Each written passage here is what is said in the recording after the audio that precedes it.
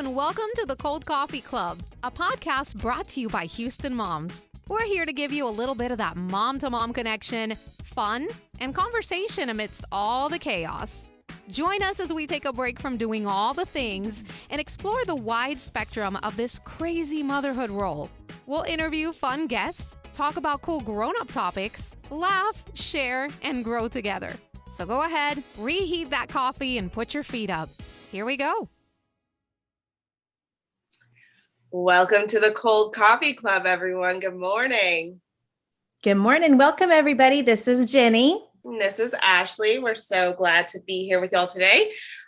So today we are going to be focusing on Asian American and Pacific Islander Heritage Month.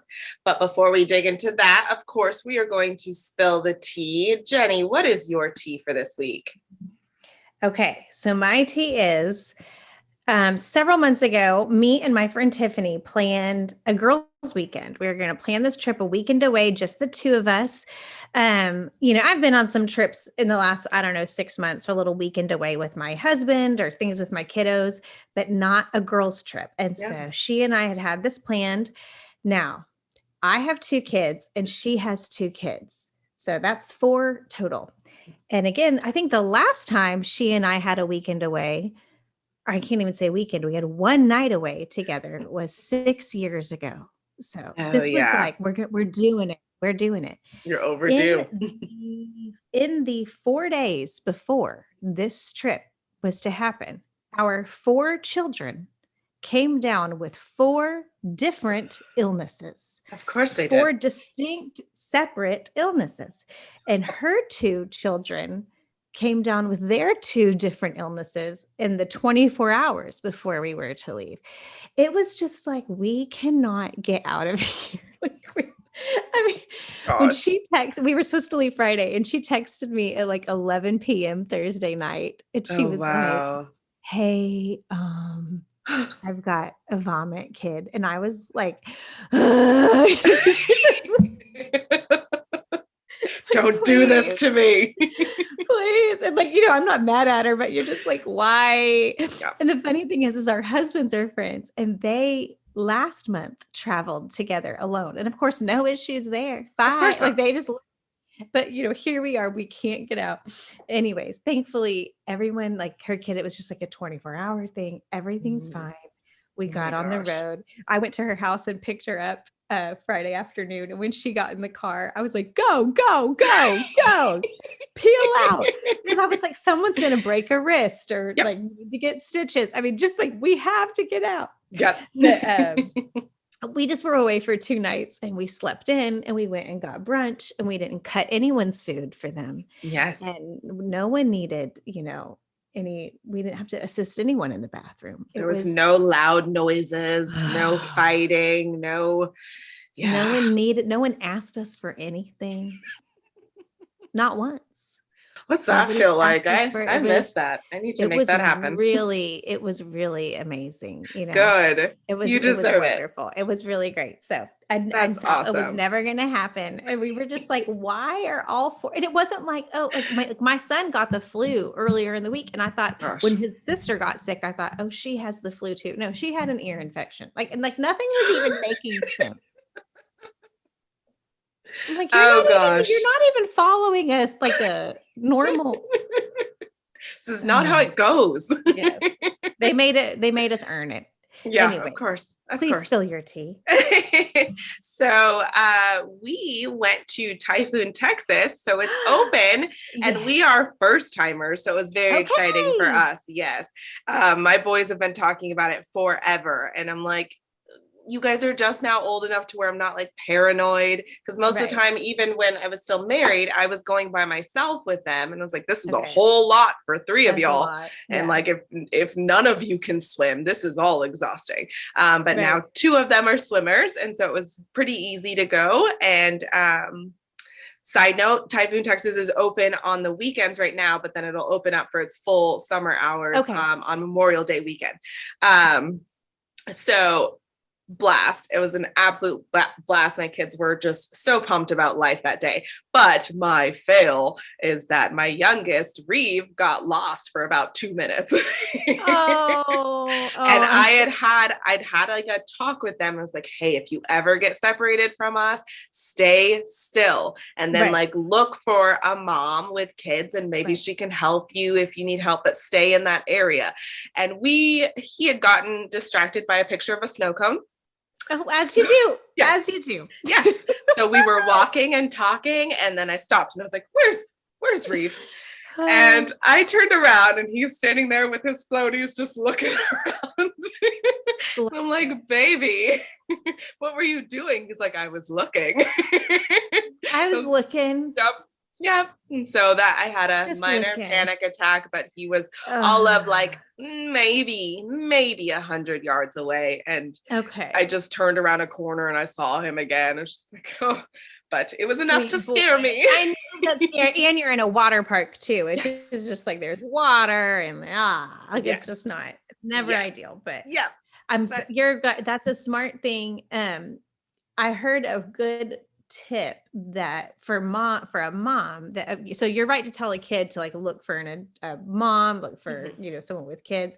But I heard a tip that as moms, that if you're ever like in a store or I mean, I'm sure this would work in a water park too, but if you're looking for your child, to yell their name, not only that, but to scream to everyone around you, I'm looking for Reeve. He's wearing a red shirt and blue shorts and white tennis shoes. And basically, so you're basically bringing in other adults saying, this is his name and this is what he's wearing.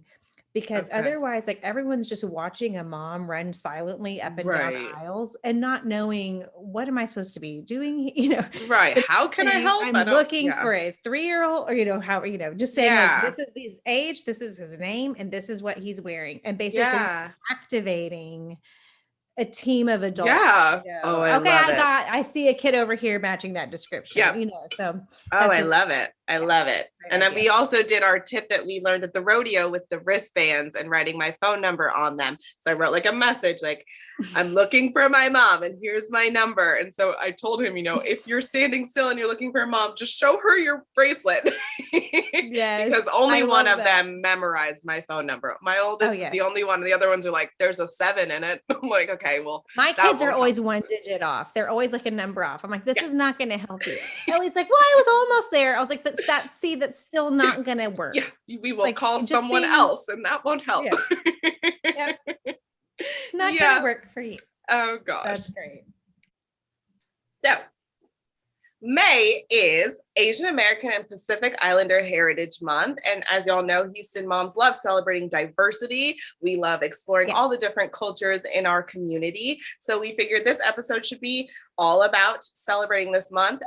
Yes. And So I've loved even learning more about this. I mean, I've always known that this was a thing. I think they established it officially in 1992 as a whole month. Right. But Asian American and Pacific Islanders, it really makes up over 50 ethnic groups that speak over 100 languages. This consists of Chinese, Indian, Japanese, Filipino, Vietnamese, Korean, Hawaiian, and other Asian and Pacific Islander ancestries. So all of those ancestries together. So that really makes up a really, really significant part of our American population and fellow citizens. Yeah. And a lot of people probably wonder why May is Asian American Pacific Islander Heritage Month. And it references 2 key dates. So May 7th, 1843 marks the first arrival of Japanese immigrants to the United States, which is a huge, milestone. Huge milestone in America. And then May 10th, 1869, or Golden Spike Day, recognizes the completion of the first transcontinental railroad in the United States, which, of course, as many of us know, Chinese workers were, huge contributors to that railroad. Right. So that kind of leans us into May. And so this month is all about celebrating. And you can definitely check out several different places in the Houston area, but we wanted to point out the Houston Asia Town, which sometimes is called Chinatown, but it's really important to recognize that it's not just influenced by Chinese culture, Vietnamese Right. culture, Pakistani culture, Indian, Korean, Malaysian, so many other different cultures influence that area. There are tons of restaurants, authentic places to shop. And then there's Asian heritage tours that happen there. The Teochew Temple, which is a Buddhist temple, is a place you can check out in the area. And I just wanted to note that that specific area is, oh gosh. Okay, so it's located by Hillcroft to the east and South Dairy Ashford to the west, and the West Park Tollway to the north, and Beech Nut to the south. So it's kind of in that little section there. And definitely don't confuse it with Katy Asian Town, because that's totally separate. Yes. But also worth checking out, but yeah, definitely not just worth checking out. Yes. But there's the Buddhist temple there, and there's it's a beautiful place to check out, and it's, you know, you're encouraged to pray there and do offerings. There's a wishing well that you can, you know, throw your coins into for good luck. There's a dress code enforced because it's a very respectful and, you know, spiritual location. So if you're up for that adventure, definitely check that out. The Asian Society Texas Center is having tons of events during this month showcasing Asian American and Pacific Islander artists and writers. Oh, cool. Yeah. And then the Islamic Dawa Center, which was founded by Hakeem Olajuwon from the Houston Rockets. Oh, yeah. yes. So he wanted to create a site that explored the history and principles of Islam. And so he created this center to kind of educate people, and it's a very sacred area as well. You know, they have a dress code as well, very modest, and they provide scarves for the women, stuff like that. But you know, if you're interested in learning more and exploring, that's definitely a great place to go. Awesome. And then if you are the kind of person that's like, I would like to not leave my house, there are options for you. There is, if you have a library card, you can stream for free a really cool award-winning documentary from, if you go to your Houston Public Library and they go to Canopy, there is a movie called Far East Deep South that has won a ton of awards that I think is supposed to be really good. And then from Houston Public Media, our PBS station here, there's another film series, and it's just called Asian Americans. It's 5 hour, like 5 kind of, I can't say episodes, but it's 5 hours, you know, and they've just broken it up so that no one can sit there for 5 hours. But it's just kind of looking at U.S. history and the ongoing role that Asian Americans have played in kind of shaping our story as a country, both like in the current, you know, present day, and of course looking back on our history. They can begin like kind of talking about that transcontinental railroad. And anyway, it's just a really, I think, important film. So if you just want to stay home, you can do that as well. So there's just a lot of options. And again, the month of May is a very long month, and we really are thankful that Houston is one of the country's most diverse cities. And we are thankful that we have so many options that we can go to and look at. And again, just even streaming from our own, you know, whether it's your phone or computer or TV, to be able to like learn more and just celebrate our neighbors and things like that. And we should, we need to put up a link too in the show notes too. We have a guide to Katy Asian Town as well. So we should put that up as well. Yes, absolutely. So moving on into our cream and sugar, what is something you have enjoyed lately that you want to share with our listeners? Well, we have mentioned twice now Katy Asian Town. And look at that. Yes. So I happened to visit the area. I lived in Katy and I had never stopped by. And so we made like a day of it where we went to several different restaurants. We had like a reservation at one restaurant. It wasn't until later. So we went to 2 or 3 different restaurants beforehand and just had like appetizers, just had one appetizer here, one appetizer here, check out this place, have a sushi roll, and that's it. Okay. We also went to the H Mart market, and I bought snacks like a little kid. Like I bought cookies and candy that I wanted for after dinner. So we grabbed those before a reservation, and then we had crawfish and all kinds. We had sake. It was a blast. Fun. And so, yeah, we got to check out all different kinds of restaurants, and we ended up having dessert down there too. So yeah, it was a good time. So definitely, I cannot understand why I was never there. I was like, what was I doing with my life? There are so many great places to check out and support local businesses. And yeah, it was fun. That's great. Yeah. What about you? I'm going to pivot a little. A couple weekends ago, we got to go, my husband and I went to a concert, and beforehand we were just looking for somewhere quick to eat. And we were able to get in and out real fast, of Postino, Postino, Postino, in the Heights. Yeah. And we just kind of went in and grabbed, he had a beer, I had a glass of wine, and we got kind of some appetizers before the show. It was so good. And we kind of you can kind of create your own board. Yes. Like, you know how you get a charcuterie board. We got to create our own, and you get some options, and it was really yummy. Yeah. And the service was really good and really fast, and the environment was cool. And we kind of did the whole like, hey, we're kind of in a hurry. Can we kind of get it out really fast? And they were like, yeah, easy. So we intentionally didn't order anything that was going to be, high maintenance. You never want to be those people that are like, we need to get it out really fast, but can you like cook me something that's going to take 40 minutes? Of course. I would like a rack of lamb. No, but it was really, really great. So we really loved doing that. And I'd always heard good things about that place. And I think they're building it's very good out in Katy too. So, okay. And then we're going to shift real quick to our house blend, which is where we talk about something on our Houston Moms website. And I wanted to feature our Becca Slocum talked about our Houston independent bookstores. And she showed a lot of bookstores around the area. And I'm the social media director for Houston Moms. And so as I was putting together some of our social media graphics, I got to go to each of these stores' social media pages and their websites because I was trying to pull some imaging. Yeah. I was like, I am enchanted, and I went to go to each one of these stores. I've been to one or two, but looking through all of them, I want to go just sit in there and look at the books and touch everything and just it smell it wonderful. Yeah. And so please, we'll link to that, but they look amazing, and please support local bookstores. I don't ever want them to go away. Yeah. So that's mine. What is something you loved on the site recently? Yes. So another Becca.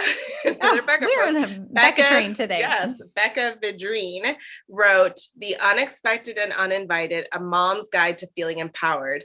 And I absolutely love this.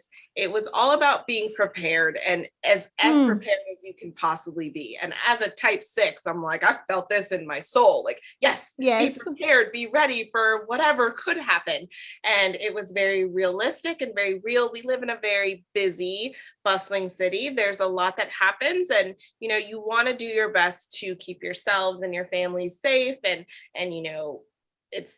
she mentioned the traffic, and there's like, it takes forever to get anywhere. So do you have like snacks on hand? Do you have car stuff just in case you're stranded? Do you have that kind of stuff on hand? So I loved everything about it. That's great. Yes. She's such a good writer. Absolutely. Before we do our see you later caffeinator, I had to mention, we just did our episode about Wordle, and Jenny and we did not know that there was a Wordle dedicated to one of our favorite shows. I don't understand where this was when I was looking for all the games. There is a Wordle game called Dunderdle, Dunder Mifflin. Dunder Mifflin. Oh my gosh. It's the person's paper people. Yes. We have missed out. And so there is a Dunder Mifflin Wordle game. Yes. And so just every word that you're guessing is just something like just office adjacent. Yesterday's was Annex. And if you're an Office fan, you know what that means. Yes. So, and like I did one a couple days ago that was prank. Like, it's just, It doesn't mean like everyone is like a character name, but it's just something that's going to be office related. It's just one more thing for me to be addicted to, and I love it. And that's there great. we are. Okay, so we're going to sign off. I'm going to just share one little fact. And the fact today, we're going to go back kind of to Asian American Pacific Islander Month, which is just that I just thought this was, as I was doing research, I was like, this is an incredible fact, which is that 1 in 10 American businesses are Asian owned.